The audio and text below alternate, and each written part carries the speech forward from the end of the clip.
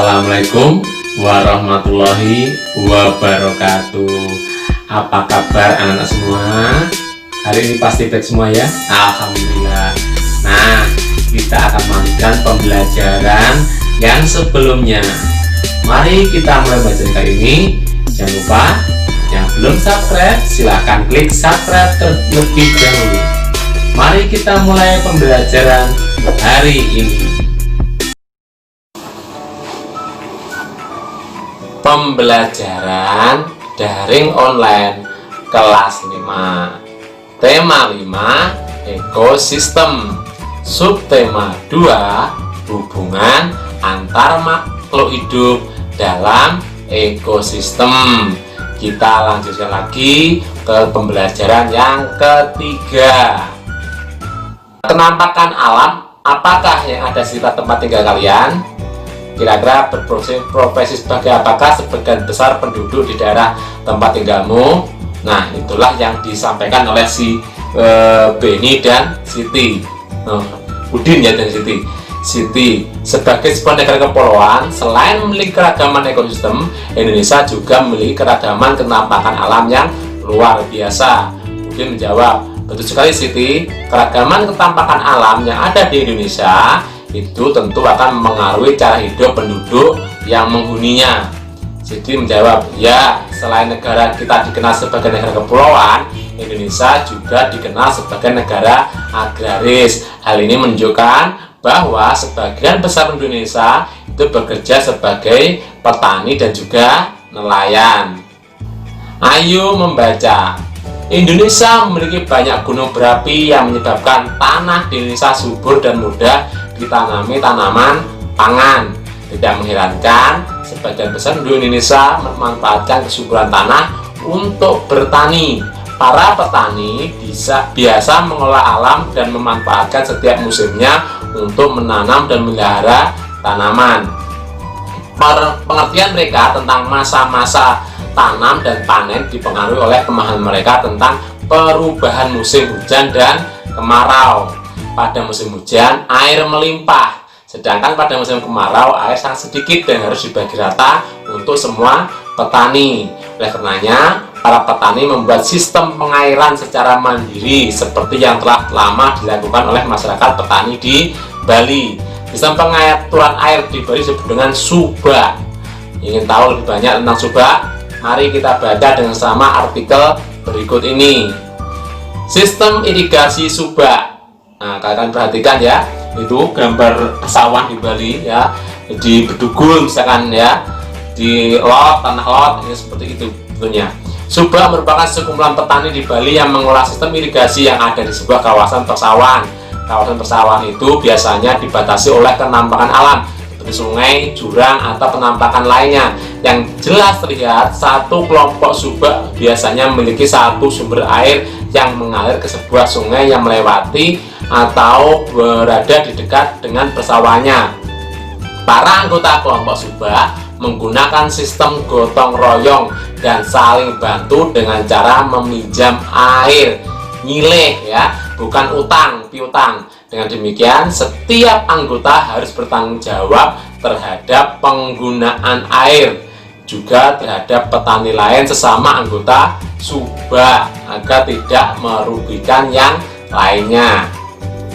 Sistem irigasi subak dipimpin oleh seorang pengatur yang disebut dengan pekaseh atau klen subak. Para pekaseh bekerja sama dengan para kepala desa dan perangkat desa dalam menjalankan tugasnya.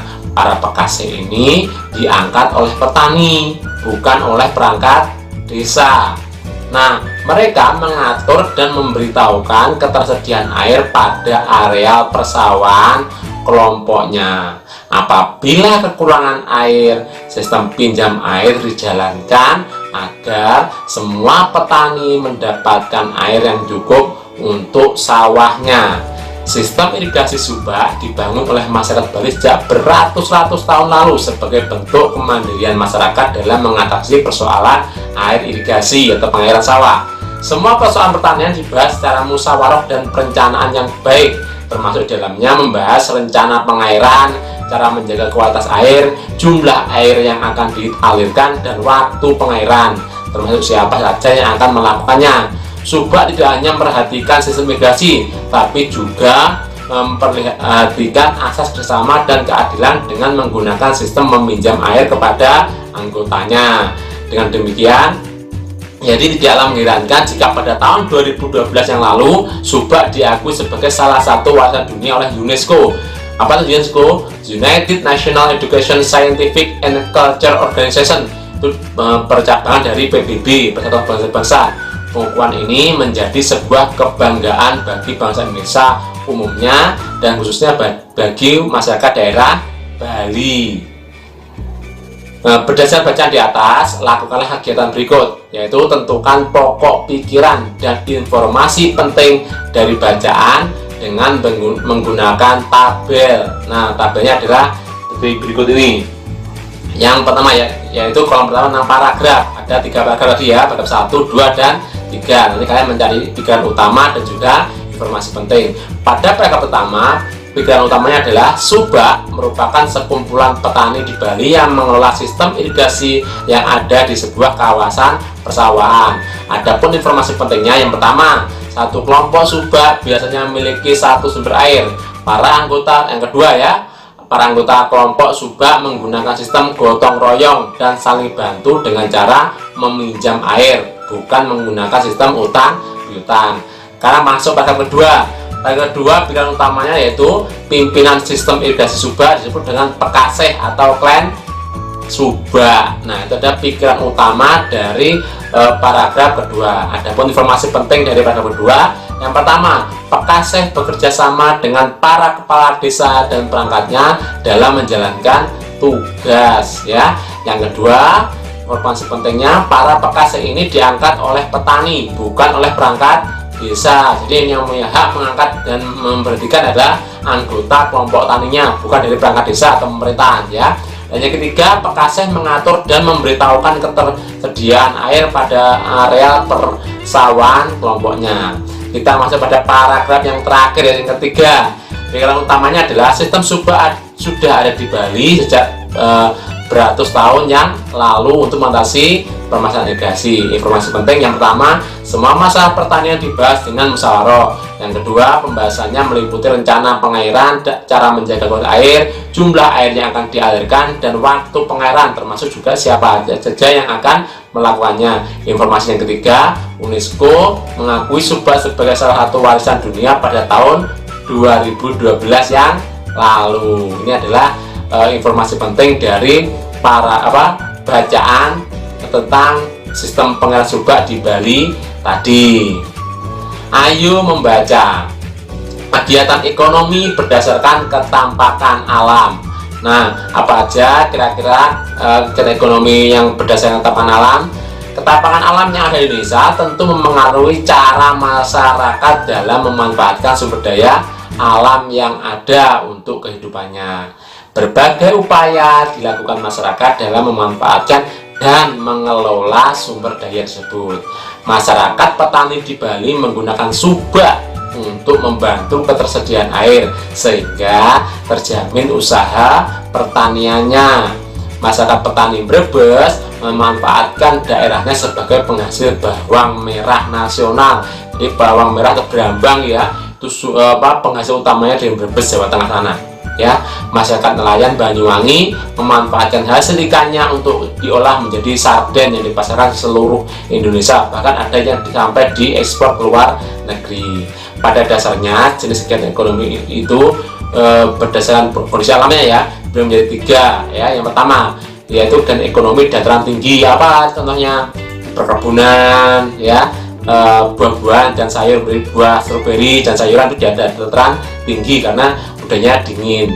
Yang kedua, kegiatan ekonomi dataran rendah, contohnya apa? Kegiatan pertanian, persawahan, ada yang menjadi pedagang, pegawai kantor, pekerja pabrik itu ya. Dan yang ketiga adalah kegiatan ekonomi daerah pantai, ada yang menjadi nelayan ya, penjual souvenir untuk pantai yang wisata dan sebagainya.